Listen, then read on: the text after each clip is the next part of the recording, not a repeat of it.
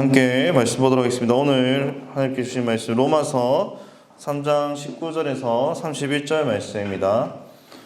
로마서 3장 19절에서 31절입니다.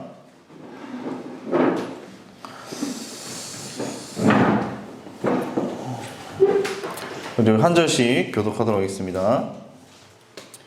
네. 우리가 알거니와 무릇 율법이 말하는 바는 율법 아래 있는 자들에게 말하는 것이니 이는 모든 입을 막고 온 세상으로 하나님의 심판 아래 있게 하려 함이라.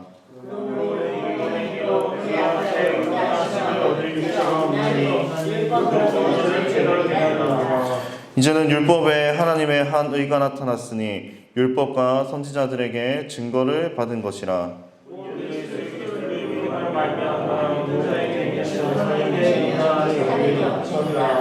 모든 사람이 죄를 범하였음에 하나님의 영광에 이르지 못하더니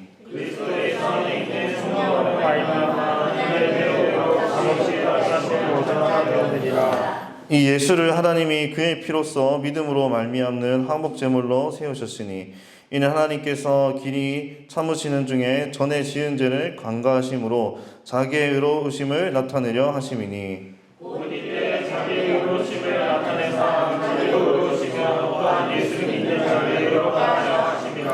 그런즉 자랑할 데가 어디냐 있을 수가 없느니라. 무슨 법으로냐 행위로냐 아니라 오직 믿음의 법으로니라.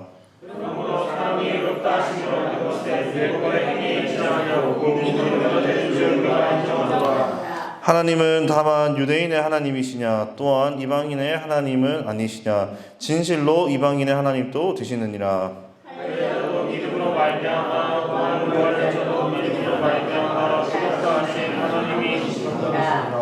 함께 읽겠습니다. 그런즉 우리가 믿음으로 말미암아 율법을 파기하느냐 그럴 수 없느니라. 도리어 율법을 굳게 세우느니라. 아멘. 네, 오늘 죄인에서 의인이라는 제목으로 함께 말씀을 살펴보겠습니다. 사도 바울은 이제 로마 교회에 이제 서신을 보내면서 이렇게 3장 19절에서 31절 말씀을 통해 믿음으로 말미암아 우리가 오직 구원받을 수 있다라는 것을 계속해서 강조하고 있습니다. 로마서 1장에서 3장 19절 앞에까지 어떤 말씀이 있냐면은 유대인들이 이제 너희도 똑같은 죄인이다. 이방인들과 다를 바가 없다라는 것을 그 죄에 대해서 계속해서 나열하면서 너희도 의롭지 아니하다. 너희가 비록 율법을 잘 지키고 그렇게 행할지라도 너희가 예수님을 믿지 아니하면은 절대로 구원받을 수 없다라는 것을 말하고 있습니다. 그래서 그 단락의 마지막 결론 부분이 우리가 오늘 읽은 말씀인데, 그래서 어떤 말씀들이 있습니까? 계속해서 예수님께서 우리를 어떻게 구원하셨고 율법으로 우리가 구원받지 아니하고 오직 그 예수 그리스도를 믿음으로 말미암아 우리가 구원받을 수 있다라는 것을 계속해서 말하고 있습니다. 그리고 무엇보다 중요한 것은 그 예수 그리스도를 믿는 사람들은 하나님께로부터 의롭다 하심을 받게 되는데, 우리가 오늘 웨스트민스터 소유리문답을 통해서 살펴볼 이 칭의와 같은 그런 말씀을 사도 바울은 전하고 있습니다. 그래서 우리가 단순히 예수님을 믿고 그렇게 구원받는다라고 거기서 끝나는 것이 아니라, 그럼 도대체 어떻게 우리가 구원받을 수 있는지 그 단계에 대해서 오늘부터 한 4주 동안 살펴보도록 하겠습니다. 지난주 우리가 부활절을 보내면서 예수님의 부활을 기념했습니다. 우리가 예수님의 부활을 기념하는 이유가 무엇이라고 했습니까? 예수님께서 나를 위해 십자가에서 죽으시고 3일 만에 부활하셨다는 것을 우리가 믿기 때문입니다. 우리 기독교에서 이 예수님의 부활을 믿지 않는다면은 예수님을 믿는다고 말할 수도 없고 예수님을 따른다라고 할 수도 없는 거죠. 왜냐하면 우리의 마지막도 예수님과 똑같이, 그리고 예수님과 함께 우리도 부활하기 때문입니다. 죽은 사람이 부활했다는 것은 우리가 지난주 살펴본 말씀대로 굉장히 어려운 일입니다. 왜 그렇습니까? 우리가 과학적으로도 이것이 말이 안 된다라고 생각하게 되고, 세상 그 어떤 이론을 가지고 생각해 볼 때에도 도저히 이게 합리적으로, 이성적으로 말이 안 된다라고 생각하기 때문이죠. 그렇다면 우리는 도대체 어떻게 예수님의 부활을 믿을 수 있습니까? 여러분들 지금 예수님의 부활을 믿고 계십니까? 네. 그럼 어떻게 우리가 믿고 있는지 생각해 봐야 된다는 거죠. 이렇게 우리의 믿음에는 이 세상의 방법들, 세상의 이론들, 세상의 개념들, 세상의 그런 것들을 초월하여 하는 특성이 우리 믿음 가운데 있습니다. 왜 그렇습니까? 하나님께서 그런 분이시기 때문에, 하나님께서 이 세상을 초월하여서 존재하기 때문입니다. 그 세상은 하나님과 예수님과 성령님을 제대로 알지 못합니다. 왜 그렇습니까? 그 초월하시는 하나님을 제대로 믿지 않기 때문이죠. 계속해서 제한된 인간의 그런 이성적인 사고, 그 다음에 제한된 과학의 발전들, 그리고 또 한계가 있는 철학의 개념들을 가지고 계속해서 하나님을 분석하려고 하고 신이란 무엇인가를 분석하기 때문에 도저히 그들이 하나님을 올바르게 이해할 수 없고 바라볼 수 없다는 거죠. 안타깝게도 우리가 지금 학교에서 배우는 모든 학문들이 좀 그런 내용들이라서 우리가 조금 아쉽습니다. 그래서 우리가 비록 월요일에서 금요일 혹은 토요일까지 될 수 있죠. 그 평일 가운데는 우리가 또 학교에서 그런 내용들을 배우지만은 또 우리가 집에 돌아와서 그리고 교회에서는 우리가 그런 가르침들을 거부하고 우리가 또 우리의 주인 되신 그리고 이 세상을 창조하신 그 하나님을 똑바로 바라보고 믿을 필요가 있습니다. 그래서 우리 기독교인들도 세상 사람들과 마찬가지로 한 가지 공통점이 있습니다. 바로 하나님을 다 알 수 없다는 거죠. 그러나 하나님께서 우리에게 특별한 은혜를 주셨는데 믿는 자에게 주시는 그 믿음을 주신다는 거죠. 그것이 우리 가운데 성령님을 통하여서 가능하게 하시고 성령님께서 우리 삶 가운데, 우리 마음 가운데 어쩌면 우리의 생각과 그런 사고방식 모든 것들 가운데 함께 하시면서 하나님을 믿게 되는 거죠. 그 세상 사람들은 그 성령님을 믿지 않고 그들 가운데 성령님이 함께 하지 않기 때문에 도저히 그들이 아무리 생각하고 연구하고 한들 하나님을 똑바로 이해할 수 없다는 것입니다. 그래서 하나님으로부터 창조된 인간들이 어떻게 어떻게 창조주이신 그 하나님을 바르게 이해할 거고 그 크신 하나님의 계획과 뜻을 알 수 있겠습니까? 도저히 알 수 없다는 것이죠. 그러나 그럼에도 불구하고 믿는다고 고백하는 자들에게 하나님께서는 놀라운 특권을 주십니다. 바로 삼위 하나님을 알 수 있는 특권이죠. 비록 하나님의 모든 것을 알 수 없지만 하나님께서 우리들에게 하나님 자신이 어떤 분이신지 그리고 하나님을 믿었을 때에 우리가 어떻게 변화되는지 그 비밀, 성경에는 이제 천국의 비밀이라고 말하는데 그 비밀을 알려주십니다. 그래서 하나님을 알고 믿는 것은 오직 믿는 자들에게만, 오늘 로마서 말씀에 나오는 것 같이 그 예수 그리스도를 믿는 사람들에게만 허락된다는 것을 우리가 반드시 기억해야 됩니다. 오늘부터 살펴보게 될 웨스트민스터 소요리 문답은 바로 이런 특권들에 대해서 아주 자세하게 설명해 줍니다. 우리가 소요리 문답을 다시 하나하나 살펴볼 때에 우리에게 허락하신 그 하나님의 놀라우신 은혜와 그 특권이 무엇인지 바르게 알고 이 특권을 누리고 있다는 믿음의 고백을 우리 하나님께 올려드리는 모두가 되길 소망합니다. 우리 먼저 32문을 함께 읽어보도록 하겠습니다. 전사님이 질문할게요. 효과적인 부르심을 받은 자들은 이 세상에서 어떤 유익을 받습니까? 효과적인 부르심을 받은 자들은 세상에서 의로워하심을 하고 감사가 되며 점점 거룩하게 됩니다. 또한 이것들에서 나오는 다른 여러 유익도 받습니다. 네, 오늘 32문 이 소요리 문답 보면은 이 유익이라는 말이 나와요. 유익이 이제 그 영어 이제 웨스트민스터 소요리 문답 그 영어에서 쓰여진 언어를 보게 되면은 이 베네핏이라고 하거든요. 베네핏. 어떤 특권, 혜택, 유익이라는 말이 되겠죠. 그래서 이 말은 우리에게 있어서 아주 중요한 단어가 됩니다. 우리가 2주 전에, 저번 주는 부활절 말씀을 살펴봤지만 우리가 2주 전에 우리는 하나님으로부터 효과적인 부르심을 받은 사람들이라 했습니다. 그리고 효과적인 부르심을 받는 우리가 받게 된 것은 다름이 아니라 오늘 32문에서 말씀하는 바로 하나님께서 주시는 이 유익들이 우리 가운데 있다라는 것이죠. 하나님께서 우리에게 다른 것도 주실 수 있었어요. 그런데 다른 것도 주실 수 있었는데 예를 들면은 이런 거죠. 노동이라든지 아니면 훈련이라든지 아니면 고된 수행이라든지 이런 것도 될 수 있겠죠. 우리 다른 종교를 살펴보면은 이 최후의 그 종교에서 말하는 그 경지에 이르는 그런 것들을 깨닫기 위해서는 그것을 알기 위해 혹은 자신의 죄값을 치르기 위해 그에 합당한 대가를 치른다는 것을 알 수 있습니다. 그것이 이제 육체적인 그리고 정신적인 수행이 될 수 있고 또 훈련이 될 수 있는 거죠. 아니면 노동을 해서 돈으로 이렇게 갚아라, 너의 죄값을 치러라 라고 말하는 그런 종교들도 있다라는 것이죠. 그러나 우리 하나님께서 어떻게 하십니까? 우리에게 무엇을 받으시고 그리고 무엇을 우리에게 바라는 분이십니까? 그렇지 않다라는 거죠. 오히려 우리에게 뭔가를 더 주셨어요. 그게 뭐냐면은 자신의 하나밖에 없는 독생자 아들 예수 그리스도를 우리에게 주신 것입니다. 우리 죄값을 치르기 위해 참 인간이시며 참 하나님이신 그 예수님께서 이 땅에 오셔서 우리를 위해 십자가에 못 박혀 죽으셨다는 것이죠.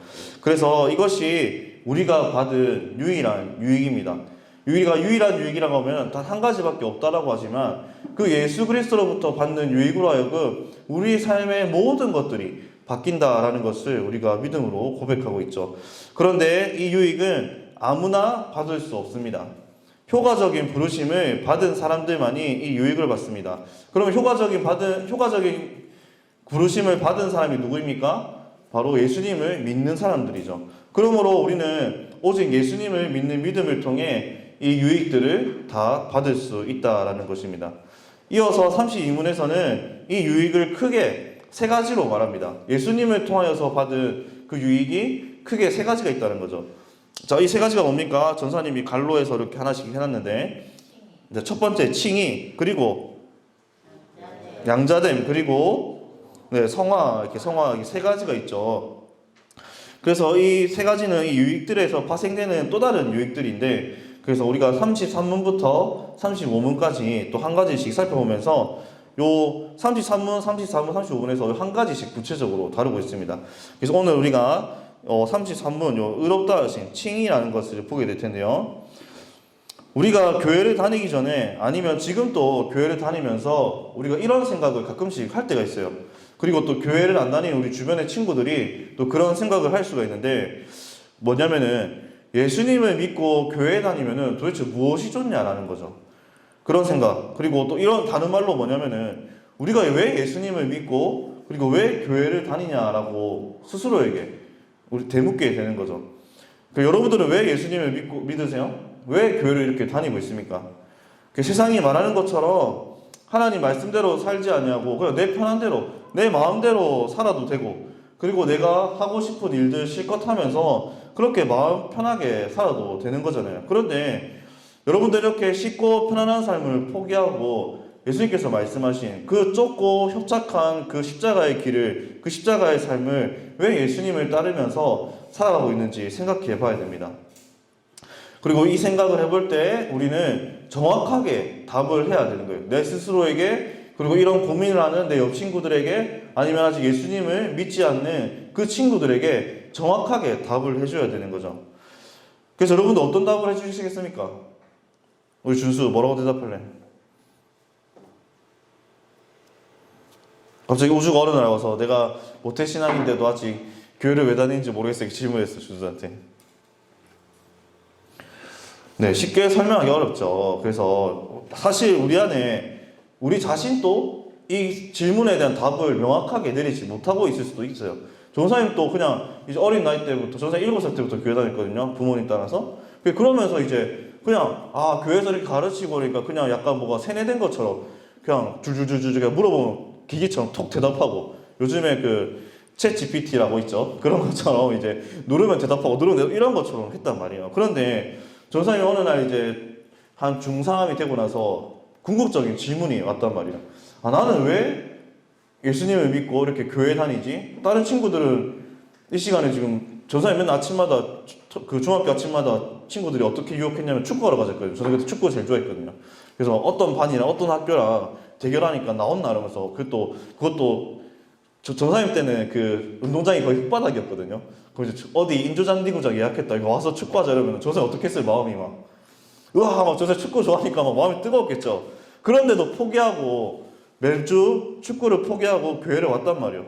그거 생각해요. 내가 제일 좋아하는 이 축구를 포기하고 이렇게 교회 와서 말씀 듣고 또 이렇게 살까라는 것들을 고민해 본 거죠.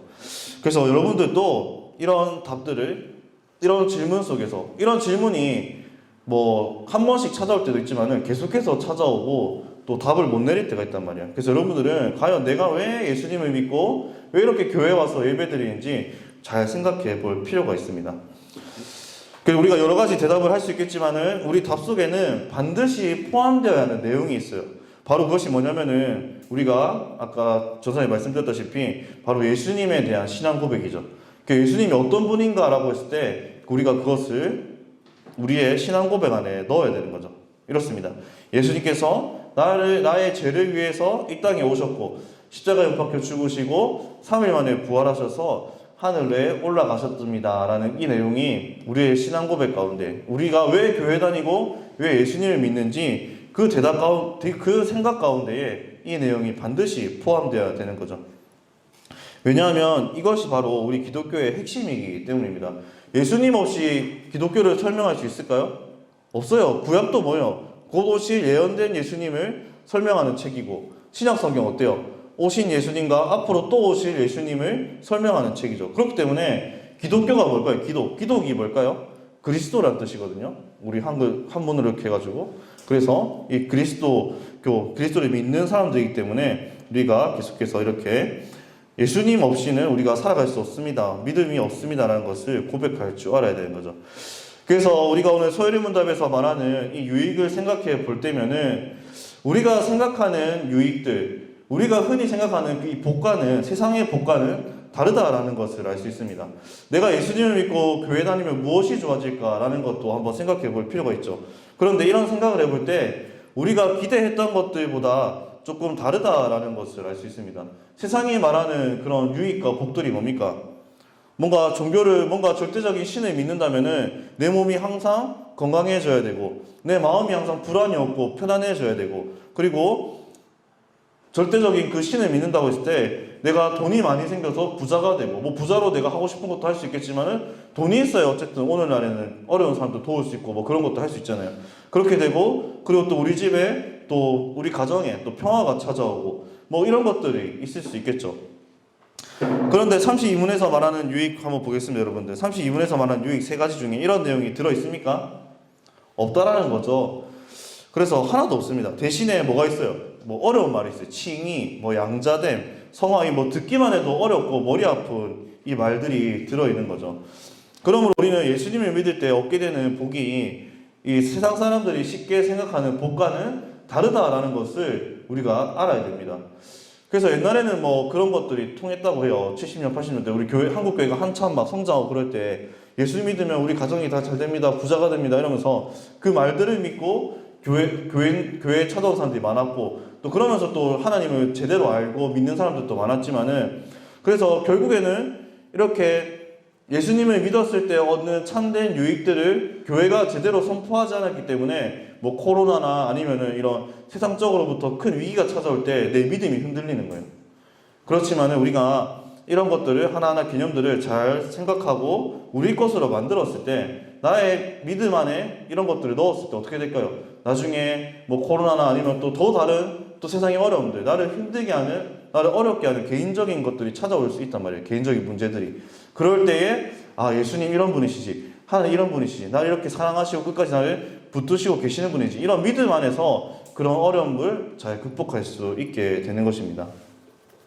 그래서 예수님께서는 말씀하셨습니다. 세상이 말하는 복보다 내가 주는 복이 어떻다? 더 크고 더 귀하다라고 분명히 말씀하셨어요. 세상과의 복과는 비교할 수 없는 복을 너희에게 주겠다라고 약속하셨습니다. 그렇다면 도대체 예수님이 주시는 복이 어떻길래 이 세상이 주는 복과는 다르다고 할 수 있을까요? 여러분들 전사님 어제 오전에 이제 목사님이랑 이제 그 교육자분들이나 그 사진전에 하나 찾았거든요. 서면에 우리 집사님 중에 한 분이 이 취미생활 비슷하게 이렇게 사진을 잘 찍으세요. 그래서 사진전을 한다고 찾아갔는데 딱 건물을 이제 주차를 하려고 좁은 골목에 나와서 우회전을 딱 했는데 사람들이 막 줄 서 있는 거예요. 막 엄청. 그때 시간이 한 11시쯤이었거든요. 그래서 야, 여기에 이렇게 줄 서 있을 정도로 맛집이 있나? 이렇게 생각했단 말이에요. 근데 어디에 줄 서 있을까요, 여러분들? 복권방. 복권방 알죠? 그래서 막 거기에 큼지막하게 적혀 있어요. 로또 1등 몇 번 당첨, 뭐 이런 몇 회 당첨 이렇게 막 흔히 말하는 복권 명당이죠. 복권 마치. 그래서 거기에 사람들이 그렇게 그 이른 시간부터 오픈하는 시간까지 기다리려고 줄을 쫙 서 있는 거예요. 그럼 세상 사람들이 말하는 복이 뭘까요, 그러면은? 맞죠? 요즘에는 이 물질 만능주의라고 해서 이렇게 돈이 다다라고 생각 그런 것들을 쫓아가는 이 사람들이 아까 어제 조사님 보고 충격 먹었단 말이에요. 그래서 이렇게 쫙 있었답니다. 그래서 조사님이 운전하면서 그 목사님이나 이제 교육자분들한테 야 뭐 맛집인 줄 알았는데 여기 복권 맛집 여기 있네요. 우스갯소리로 이렇게 얘기를 했었습니다. 그래서 그런데 우리 예수님께서는 주시는 복이 어떻다? 이런 세상이 주는 복과는 다르다라고 말씀하십니다. 그래서 먼저 우리가 예수님이 주시는 복, 이 칭의와 양자됨과 이 성화를 자세히 살펴볼 텐데 우리 오늘은 먼저 이 칭의에 대해서 한번 살펴보도록 해보겠습니다. 우리 33문을 읽어보겠습니다. 전사님이 질문하겠습니다. 33문입니다. 의롭다 하심이란 무엇입니까? 의롭다 하심이란 하나님께서 다시 주시는 은혜의 행위로 오직 그리스도의 우리의 의가 되게 하시고 하나님께서 우리의 모든 죄를 사하시고 하나님 앞에서 우리를 의롭다고 여기심으로써 받아주시는 것입니다. 의롭다 하심은 오직 믿음으로만 있습니다. 아멘. 네, 그래서 요 의롭다 하심을 뭐라고 해요? 갈로 해가지고 좀 어려운 말로 칭의라고 하죠. 칭의. 칭의는 뭐냐면 이렇게 칭한다 할 때 칭이고 우리 호칭 뭐 이런 말 쓰죠. 뭔가 부를 때 그런 칭자고 그다음에 의는 그 의로울 때 의롭다 할 때 쓰는 그 의자입니다. 의로울 의자. 그래서 칭의는 뭐예요? 말 그대로 의롭게 여긴다라는 말이 이 칭의라는 말입니다. 근데 우리가 여기서 한 가지 생각해 볼 필요가 있어요. 여러분들 우리가 의롭습니까? 의롭다라는 뜻이 뭘까요? 하나님께서 말씀하시는 그 완벽한 인간의 모습이요. 죄가 없고 거룩하고 깨끗한 상태. 여러분들 우리 그런 존재들입니까? 네, 아니라는 거 우리가 알 수 있죠. 우리 뭐예요 그러면은? 우리 죄인이라고 고백하고 있죠. 근데 이렇게 우리의 죄인된 모습을 하나님께서 우리를 어떻다? 너희가 비록 죄가 있지만은 의롭게 여겨줄게 라고 이렇게 말씀하시는 게 이 칭의입니다. 칭의. 그래서 33문에서 먼저 칭의에 대해서 설명하기 전에 이 칭의는 뭐라고 말하냐면은 하나님의 값없는 은혜의 행위라고 말합니다. 이게 뭐냐면은 쉬운 말로 하나님께서 우리에게 이 칭의를 의롭다라고 해주실 때 뭔가 대가를 치르지 아니하시고 그냥 거둬주신다라는 것을 말씀하고 있습니다. 그래서 하나님께서 우리를 의롭다고 여겨주실 때 어떤 대가를 요구하시는 것이 아니라 아무런 대가 없이 우리를 의롭게 여겨주시는 것이죠. 그래서 우리는 하나님으로부터 의롭게 여겨질 때에 의롭다 여겨질 때 두 가지 얻는 것이 있습니다. 두 가지. 뭐냐면은 우리의 모든 죄를 용서받는 것과 오늘 또 33문에 나오죠. 우리의 모든 죄를 용서받는 것과 하나님께서 우리를 영원히 의인으로 살게 해주시는 이 복이 두 가지 복이 있다는 거죠. 그리고 우리가 이 두 가지 유익을 얻을 수 있는 이유는 우리가 잘 나가고 세상 가운데서 뭐 성공하고 명예가 있고 인기가 많고 우리가 착하게 살아서가 아니라 누구 때문에? 예수님 때문에. 예수님께서 우리의 죄값을 치르셨기 때문에 이 유익들을 얻을 수 있다라고 말합니다. 이렇게 들으면은 칭의가 무엇인지 대충 알 것 같아요. 뭔가 이 신앙적으로 뭔가 이렇게 느낌이 올락말락 하는 느낌이 오죠. 그런데 우리는 이 칭의에 대해 명확하게 구체적으로 자세하게 알아야 되는 거죠. 대충 알아서 되는 게 아닙니다. 왜냐면은 이 칭의의 개념이 여러분들 말도 어렵잖아요. 지금 보면은 이 개념이 조금 어렵기 때문에 그래서 우리가 잘 살펴봐야 되는 거죠. 우리가 또 왜 이렇게 칭의라는 것이 좀 낯설고 뭔가 알 것 같긴 한데 왜 이렇게 정확하게 우리에게 다가오지 않을까라고 생각하는 이유는 이 칭의라는 말을 우리가 일상생활에서 잘 써요, 안 써요? 잘 안 쓰는 거죠. 가끔씩 뭐 설교 들을 때 성경 읽을 때 한 번씩 뭐 나오는 말 같긴 해요. 맞죠? 근데 우리가 친구들이랑 할 때 너 칭의가 뭔지 알아? 이렇게 하면 다 대학학생 친구들이 모르죠. 그래서 어렵기 때문에 그런 거죠. 왜 이러냐면은 이 칭의라는 말이 법적 용어이기 때문에 법적 용어. 법정에서 쓰는 용어이기 때문에 어렵습니다. 그래서 법정에 쓴다는 말이 뭐예요? 판사가 그 재판할 때 그 법정에서 쓰는 용어가 바로 이 칭의라는 말입니다. 실제로 이 칭의가 세상의 재판에서 어떻게 사용되느냐면은 그 사람에게 죄가 있든지 없든지 상관없이 판결을 내려서 그 죄에 대한 책임을 없애주겠다라고 말하는 게 이 법적 효력으로 나타나는 칭의입니다. 뭐라고요? 죄가 있든 없든지 죄가 있다고 없다고 판결을 탕탕탕 내려서 그 사람에 대한 죄값을 없애는 것을 칭이라고 합니다. 그래서 이것이 단순히 기독교 용어이기도 기독교적인 용어 같긴 하지만은 세상의 법정에서도 쓴다 안 쓴다? 쓴다는 거죠. 그런데 여러분들 만약에 이 죄인이 네가 죄가 있든 없든 죄가 없다고 해줄게라고 판사가 이렇게 판결 내렸어요. 그리고 재판이 끝났어. 그럼 이제 그 다음날 뉴스에 어떤 뉴스가 나올까요? 이게 과연 올바른 판결인가? 정의로운 판결인가? 뭐 이렇게 뉴스가 나겠죠. 왜 그래요? 그 사람이 죄값을 치렀어요? 안 치렀어요? 안 치렀단 말이에요. 안 치르고 뭐가 됐어? 죄가 없다, 무혐의가 이렇게 선포됐기 때문에 세상은 완전 난리가 나는 거죠. 근데 이 개념을 우리 기독교, 우리 신앙으로 가져와 봅시다. 우리도 똑같은 죄인이란 말이에요, 하나님 앞에서. 근데 하나님께서 네가 죄가 있든 없든, 너희가 죄가 있든 없든 상관없이 죄가 없다고 내가 법적으로, 나의 이 법적으로, 하나님의 이 법적으로 판결을 내리겠다라고 탕탕탕 내렸단 말이에요. 그럼 여러분들 어떻게 될까요? 이랬을 때. 이렇게 하나님께서 우리에게 칭의를 선포하셨을 때에 그것이 옳지 않습니다. 그것이 합당하지 않습니다라고 말하는 사람이 있을까요? 근데 세상 사람들은 그런 것들 다 따진다는 거죠. 왜냐? 하나님을 향한 믿음이 없기 때문에. 그리고 또 이것을 아주 따지기 좋아하는 하나가 있습니다. 어떤 존재일까요? 마귀, 사탄. 봐, 너 이렇게 죄를 짓는데 어떻게 죄가 없다고 하나님께 앞에 나갈 수 있어? 너는 더러운 죄인이야. 하나님 앞에 나갈 수 없어. 계속 이렇게 우리 마음 가운데 속성이 있는 거죠. 그래서 하나님께서 분명히 우리에게 믿음이 있을 때 죄가 없다라고 선포하셨는데 그 마귀는 그것을 악용해가지고 너희는 죄인이야, 너는 죄인이야. 그래 하나님 앞에 나갈 수 없어. 계속 이렇게 우리를 무기력하게 이 칭의를 하나님께서 칭의를 선포해 주신 그 재판의 결과를 무력화시키려고 계속해서 노력하고 있다는 거죠. 요즘 말로 이 가스라이팅 하는, 마귀가 우리를 가스라이팅 하고 있다는 거예요. 그래서 여러분 우리가 그 유혹에 넘어가야 됩니까? 안 넘어가야 됩니까? 안 넘어가야 되는 거죠. 그래서 실제로 우리에게는 그런 죄값을 치를 만한 그런 뭔가가 없지만은 대신 누가 치르셨어요? 예수님께서 자신의 생명을 바침으로써 그것을 치르셨다라는 것을 우리가 믿게 되는 거죠. 그래서 우리는 여전히 죄를 짓는 죄인이지만 우리가 예수님을 믿는 믿음을 가질 때 너는 여전히 죄를 짓지만 이제 너는 죄가 없는 의인이다라고 하나님께서 말씀해 주시는 거죠. 이것이 뭐다? 칭의라는 것입니다. 여러분들 조금 어려울 수 있겠지만은 그래서 우리가 이런 개념들을 하나하나 조금씩 또 생각해 볼 필요가 있는 거죠. 그래서 결론은 뭐냐? 우리는 스스로 우리 죄를 해결할 수 있다 없다? 없다는 거죠. 세상에서 가장 착하게 사는 사람 누가 있을까요, 여러분들?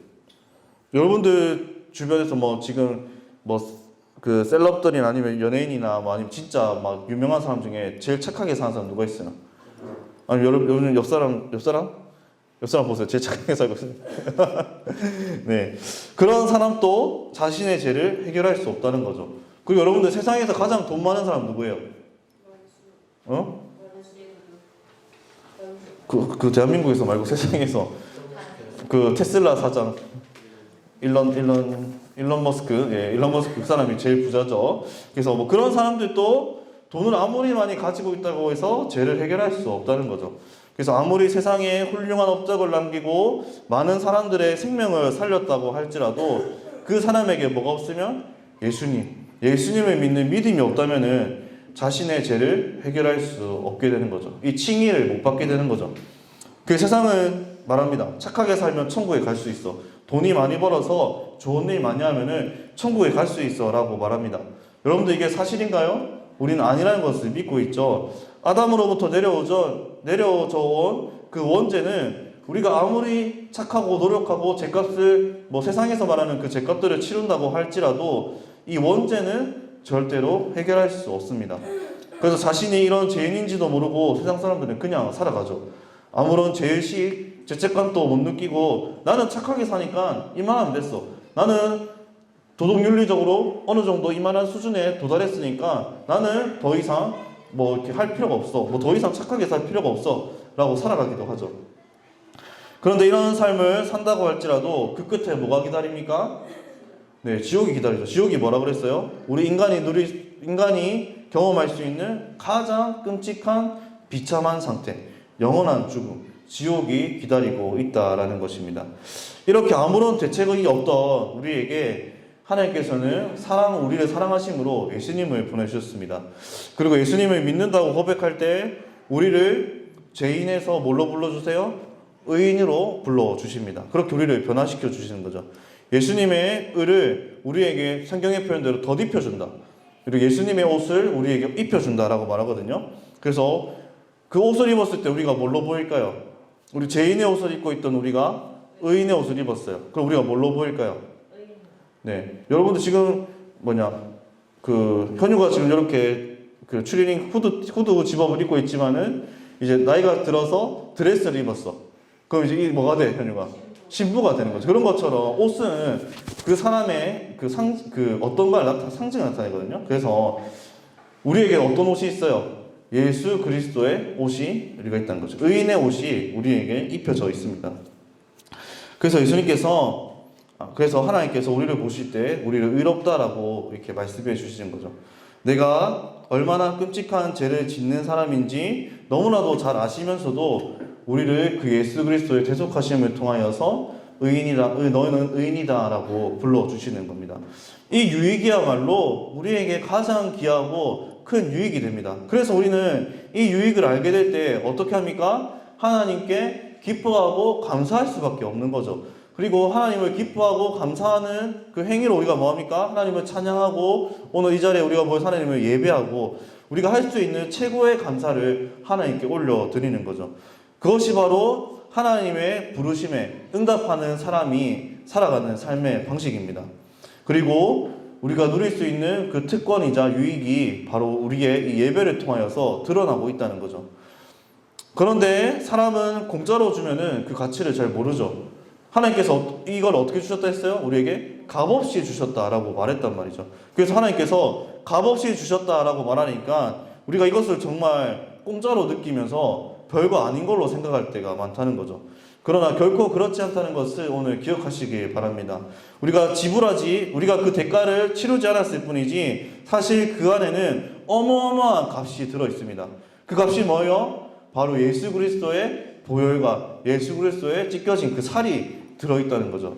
예수님의 생명을 우리가 값을 매길 수 있겠습니까? 절대로 없습니다. 불가능하죠. 하나님의 피조물인 우리가 감히 어떻게 하나님과 동등하신 예수님의 그 생명값을 매길 수 있겠습니까?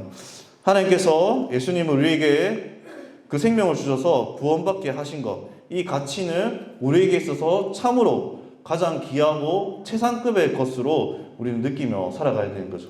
그러므로 우리는 이 칭의를 생각할 때에 예수님께서 하나님 아버지 뜻에 끝까지 순종하신 것과 자신의 생명을 버리면서까지 그 지신 십자가를 우리는 반드시 기억해야 됩니다.